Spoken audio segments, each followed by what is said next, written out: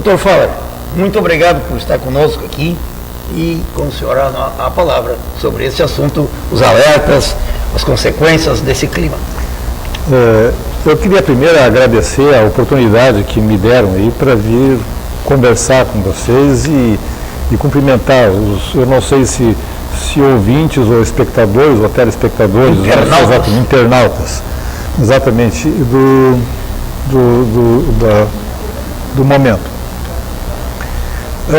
É claro que esse assunto é um assunto que palpita e que está na crista da onda, porque essas coisas estão acontecendo conosco, no nosso meio, coisa que a gente não costuma ver com muita frequência, que é as alterações da umidade do ar. Nós convivemos aqui com épocas de frio e às vezes de umidade excessiva, mas de falta de umidade é uma coisa bem mais escassa, mais rara. Isso é muito mais visto no Nordeste e no centro do país do que aqui. Mas, de qualquer maneira, não importa o lugar onde a gente possa estar, se é no deserto, no Brasil, no Nordeste ou no Rio Grande do Sul, a falta de umidade do ar vai criar problemas como em qualquer lugar.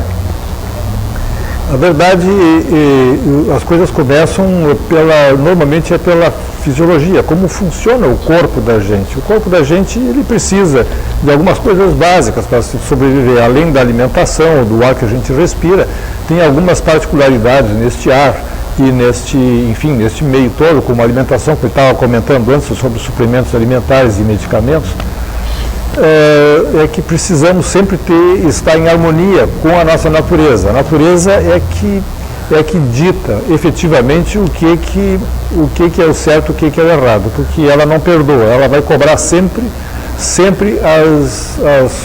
quaisquer desvios que nós tivermos deles. Já me perguntaram, eu já vi nessa época de inverno, principalmente não agora, mas um pouco antes, a respeito do frio, das doenças de inverno. Agora nós estamos ainda no inverno, mas já estamos pensando em doenças que normalmente acontecem no verão. O que ocorre com a falta de umidade do ar pode acontecer também com o frio ou com outras coisas em outros aspectos. O nosso corpo, o nosso ar que nós respiramos, ele precisa chegar no pulmão a uma temperatura de 36 graus, que é a temperatura do corpo, precisa chegar lá com um determinado índice de umidade, precisa chegar lá também com filtrado, aquecido, umidificado e comprimido. Quando alguns desses itens não estão completos no nosso ar que nós respiramos, o nosso nariz e garganta, enfim, o lugar por onde passa o ar, ele tem que suprir essa falta que faz. Isso tanto faz de qualquer desses itens. Isso é válido para a temperatura, quando nós estivermos no inverno, mas também é válido para esses casos de falta de umidade, quando nós estamos numa época dessas de falta de chuva e de umidade. O ar não chegando lá, esse ar, essa umidade tem que ser captada entre o nariz e a garganta até chegar no pulmão. Então, o ar passa e ele remove dessas áreas todas a umidade que precisa, que devia vir no ar, mas não vem. Então, quando chega no pulmão, ele está legal, está tudo bem.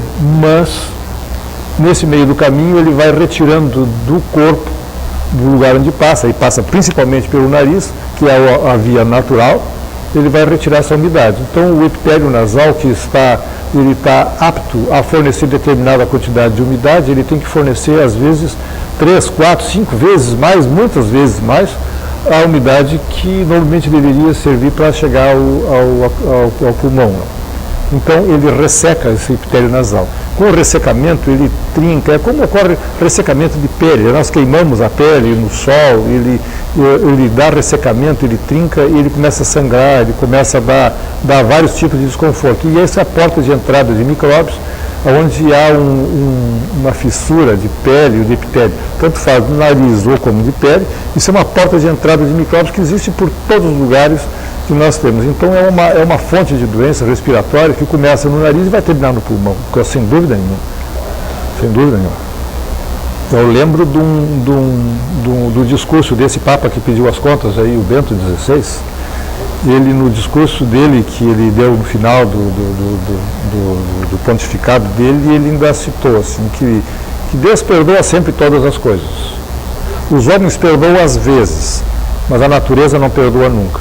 Então, qualquer coisa que nós fizermos contrário à natureza, nós vamos ter que pagar a conta sem dúvida nenhuma. Se estamos usando um ar desses aí sem umidade, o corpo vai pagar a conta, não tem nem dúvida. Vai. Não tem... Então, isso acaba acrescentando um movimento nos consultórios, nos plantões, nas urgências, enfim, em tudo que é lugar, criando muito desconforto, muitos problemas de tudo que é ordem. Doutor Fauler, neste período, o que fazer? Quais os cuidados? O que fazer numa alteração de temperatura, clima incrível? Nós tivemos há 2 semanas atrás, nós estávamos embaixo de guarda-chuva, com temperaturas de 5, 6 graus, e passamos agora por uma temperatura de 35, 36 graus, sem umidade, com todas as... o início quase da primavera, quais os riscos, o que fazer quando se juntam todas essas operações de clima, né? Como nós estamos assistindo agora. Na verdade existem medidas populares e que se pode prevenir. Sabendo exatamente o que pode estar acontecendo, nós podemos corrigir o mundo, mas nós temos enquanto que nós estamos com um frio grande, com 5 graus, 6 graus a temperatura ambiente, o ar tem que chegar no pulmão a 36. E esses outros 31 graus, ele tem que pegar nessa árvore respiratória toda. Então nós temos que aquecer esse ar. Esse ar é aquecido no nariz. Essa temperatura do nariz, então ocorrem vários problemas que acontecem com o nariz.